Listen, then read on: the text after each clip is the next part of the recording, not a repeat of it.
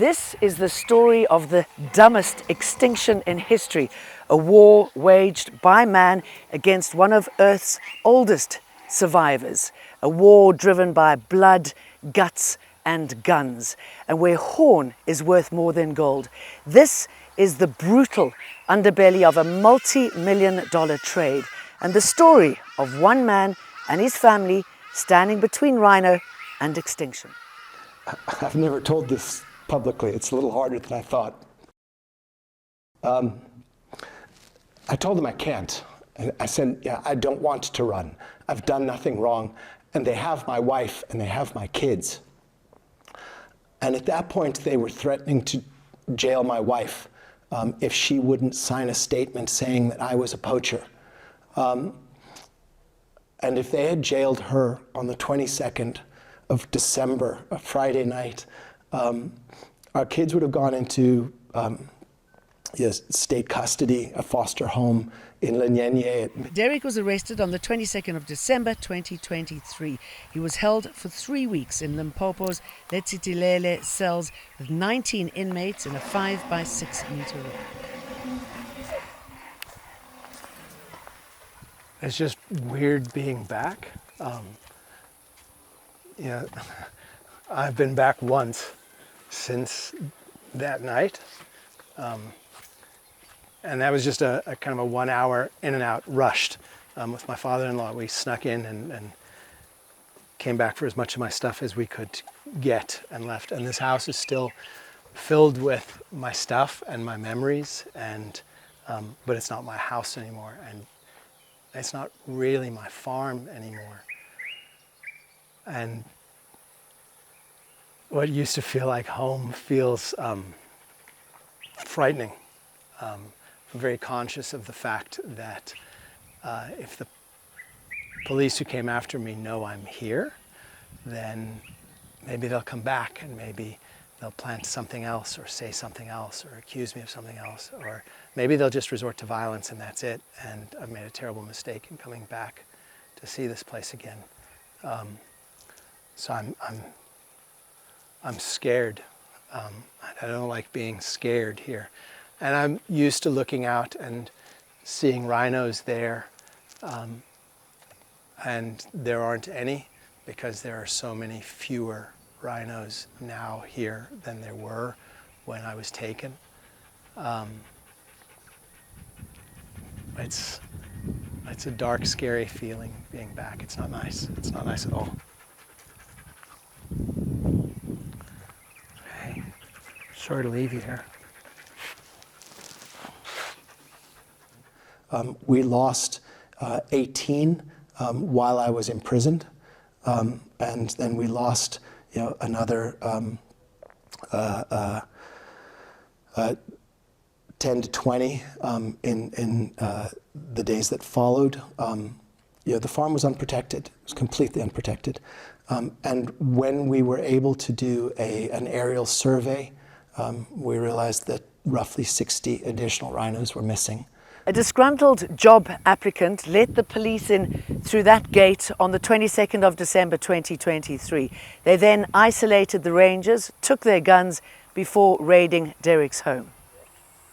I don't remember the number, but there were many different type of police, different uniforms.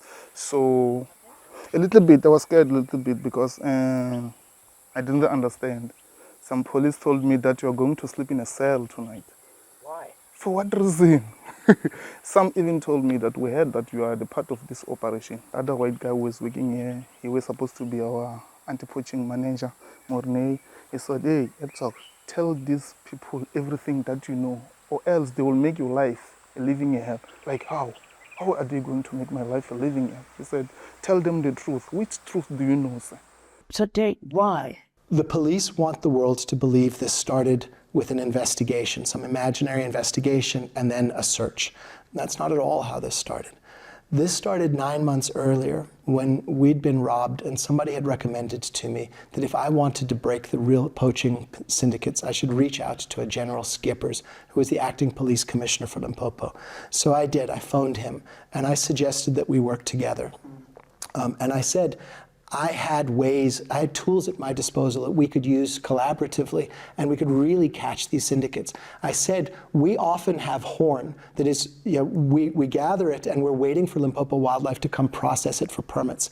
And while it's waiting to be processed, it looks just like poached horn sometimes. And I'll donate it to you, and you can use it in sting operations to arrest syndicates and track and map the entire syndicate and roll this up. And he said he was willing to help. He didn't want to do a sting like that because arresting the higher-ups got politically complicated. But he would be willing to tackle the foot soldiers. And he'd call me back in 2 weeks. And then he never called me back. And for months, he wouldn't respond to phone calls or messages, and I gave up.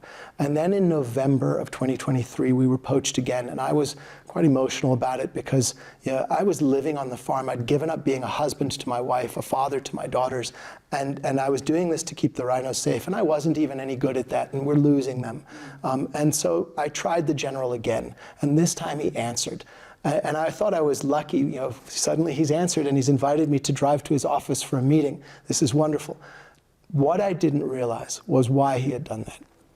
So we instituted a case against Barbara Creasy, the ANC's Minister of Environment, to force her to honor the law and to change policies that we believe are fundamentally supporting the legal market in rhino horn. The law compels her to take a different path, and she wouldn't. And so we filed suit in the Northern Cape to compel that. And that kind of wound its way through the courts slowly for a while, until it got to a point where it was close to reaching a head. In October of 2023, Barbara Creasy had to sit down for an affidavit in that case. And I know for a fact that she was counseled by members of her own department's legal team that they were going to lose this case and that she should sit with us and negotiate. They never reached out to negotiate. Instead, what happened, unbeknownst to us, was somebody reached out to the Limpopo police and initiated what's called an inquiry docket into me. An instruction, essentially, to find something on this man, get rid of him, shut him up. And that was in November. Barbara Creasy's office referred EWN to the new minister, Dion George, who in turn referred us to the NPA and confirmed his department's policy on rhino horn remains unchanged. EWN has put these charges and claims to Major General Skeepers and the Limpopo Police Press Office. No one has responded. I know it's had a devastating impact on your reputation. I mean, how did that make you feel? Yeah, our social media was flooded with hate. The vitriol that spilled out of people. My wife was forced with her father to pack up our house and move to a different location just to try to keep the children safe. My wife alone while her husband's in prison, terrified, following a 19-hour ordeal where she and our daughters are held at gunpoint. She received phone calls 2, 3, 4 in the morning from people saying, "We are outside your home. We're going to come in. We're going to rape and murder your daughters. Then we're going to rape and murder you." Hello, sorry. Yeah, I can hear you again. So that's the whole thing is you're going to pretend to rip off the rhinos and then leave them in the background and fire the horns. That's the whole operation you've got going there, you come.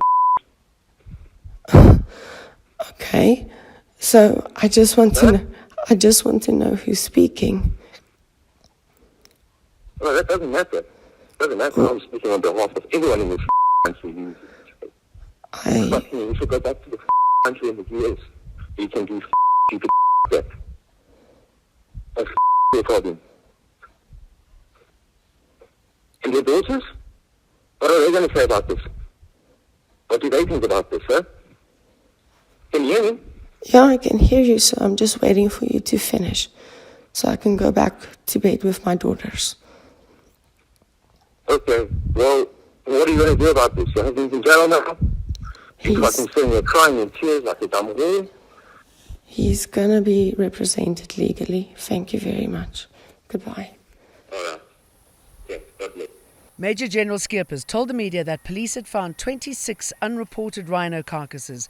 He called it a slaughterhouse, but the state later disowned that claim. Not one carcass was unaccounted for. Then came more accusations. 835 suspects linked to poaching and drugs. Prosecutors rejected it outright. They said unlicensed weapons were found. Every gun was legally registered to a security firm. Then came the charges: unlicensed weapons, unlicensed ammunition, unpermitted rhino horns, unlawful presence in South Africa, 9 unlicensed guns, all dropped before trial. The horns, DNA verified and logged. The guns, paintball and pellet. Derek Lewitton, a South African citizen, but jailed anyway. Of course, we've been financially devastated. Yeah, and people know who we are, but know it for the wrong reasons.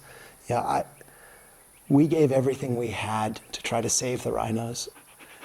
South Africans have been conned into believing that this extinction is inevitable and that we don't have the tools to stop it. But decades ago, smarter people than me figured out that we could save these animals simply by selling the horn that we trim off them every single year that grows back.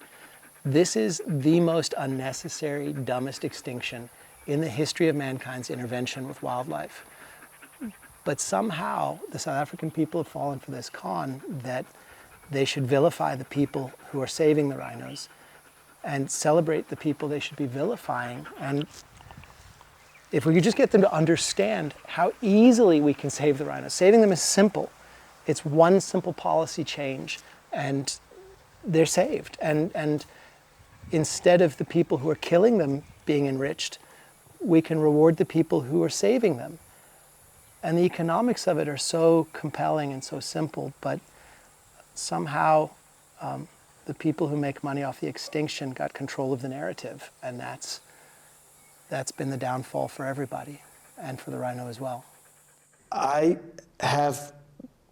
received a call the other day telling me to be very careful about what I choose to go public with, and warning me not to go after certain parties for a damages claim. But the next step is clear. We will hold responsible those who did this. And I believe they dropped the charges because they are deeply concerned about what comes out when the public sees the truth. And I intend to show the public everything now, starting here and proceeding forward from there. We started this crisis and we can end it. It's not about changing a few laws. It's about confronting greed, poverty, and politics. The question isn't how we save the rhino, it's whether or not we still care enough to even try. I'm Jane Dutton for Eyewitness News, Limpopo.